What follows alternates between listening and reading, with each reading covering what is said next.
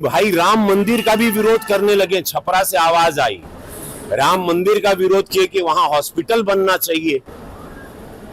तो वही विरोधी आज बिहार सुन ला हो। भाई मैं धर्म के विरोध में कभी नहीं रहा और मैं धर्म के विरोध में नहीं, आज भी नहीं हूं। लेकिन लोग जो धर्म के नाम पे वोट मांगते हैं, जो धर्म के नाम पे लोगों को भड़काते हैं, मैं उनका विरोधी हूं। भोजपुरी सिनेमा को भोजपुरी में काम करके हिंदुत्व का नाम लेके सब कुछ किए, कमाए, खाए, आज भोजपुरी इंडस्ट्री बंद हो गया। आप सिर्फ मंदिर मस्जिद बनाकर लोगों को कितना रोजगार दोगे आप? श्रद्धा दिल में होता है किसी भगवान के लिए, मंदिर में भगवान नहीं होता है, हमारे दिल में होता है, उत्पन्न होता है, तब हम मंदिर जाते हैं। मेरा विषय वो है। भगवान कृष्ण ने जब कहा, युद्ध चल रहा था महाभारत का, ये प्रकरण पूरे विश्व के सनातनियों को याद है और पूरा बिहारो सुन ले। जब युद्ध चला तो अर्जुन कहा कि ये भगवान सामने भाई है, चाचा है, परदादा है, काका बा, छोट भाई बा, वो पटीदार है, क्या करे? तो भगवान कृष्ण क्या कहे? कहे जब पटीदार, चाचा, काका, भाई, बहन जो भी तुम्हारे समक्ष है युद्ध में, वो अधर्मी हो गया, वो सनातन के खिलाफ हो गया, वो स्वार्थ में चला गया, तब चूको मत, बाण चलेगा। जैसे ही विरोधियों की आवाज जो हुई आज निकल गई कि भाई राम मंदिर का भी विरोध करने लगे। छपरा से आवाज आई, राम मंदिर का विरोध किए कि वहां हॉस्पिटल बनना चाहिए। तो वही विरोधी आज बिहार सुन ला हो। समस्त बिहार से कहते कि मां सीता के मंदिर का भी विरोध हो रहा है। यही विरोध, यही पार्टी, यही विरोधी चेहरे यूपी में भी किए, लेकिन मोदी जी, योगी जी कड़क वहां खड़े रहे, पूरा सनातन धर्म खड़ा रहा। माननीय सुप्रीम कोर्ट ने सब कुछ पक्ष को देखा और वहां भव्य मंदिर 500 साल बाद बना। अब मां जानकी का मंदिर भव्य बनने जा रहा है।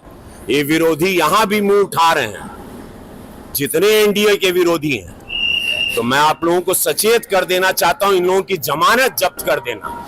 जहां सनातन के विरोध में कोनो बात भई, जहां हिंदू विरोधी, हमारी आस्था हमारी मां है, मां जानकी मां है।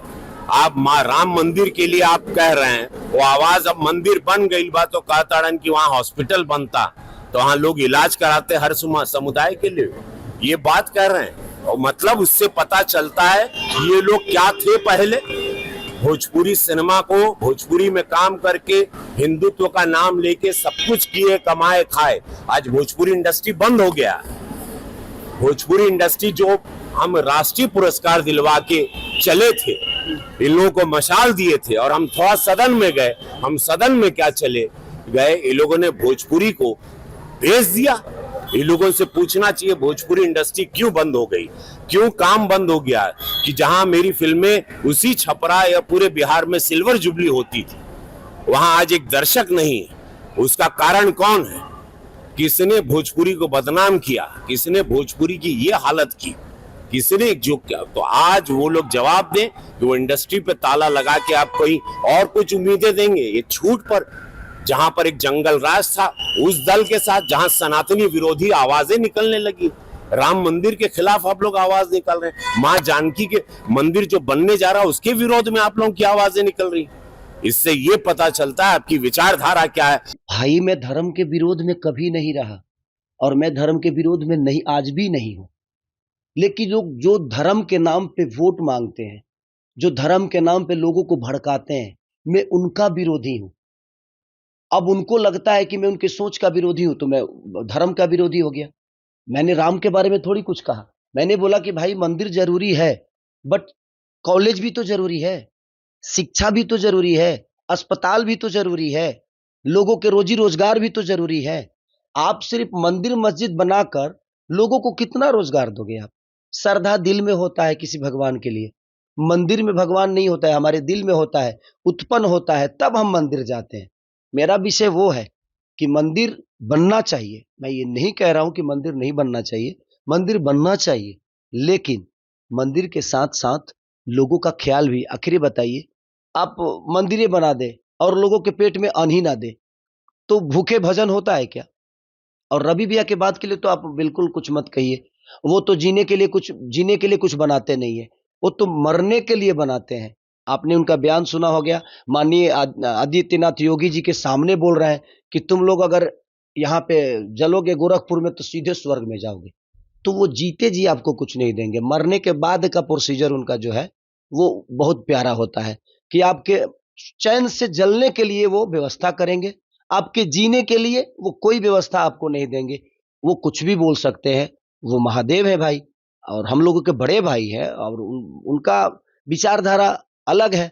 तो आपने सुना होगा ना, और उस पे आदित्यनाथ योगी जी हंस रहे हैं क्योंकि उनको भी लग रहा है कि ये जोकराई चल रहा है। कौन आदमी बताइए मरने के बाद ये सोचता है कि मैं जलूंगा तो गोरखपुर में जलूंगा तो स्वर्ग बन जाऊंगा? ऐसा तो नहीं कि वो स्वर्ग का सीढ़ी है। उन्होंने जलने के लिए वो चीता बनाया है कि स्वर्ग का सीढ़ी बना दिया है? रावण तो स्वर्ग का सीढ़ी बना नहीं पाया, लेकिन हमारे रवि भैया ने स्वर्ग की सीढ़ी गोरखपुर में बना दी है। अब जिसको जलना है आप उस स्वर्ग के सीढ़ी पे जाकर बैठो, आप जलोगे सीधे स्वर्ग में चले जाओगे। तो छोड़िए, वो बड़े भाई है भाई, वो कुछ भी बोल सकते हैं।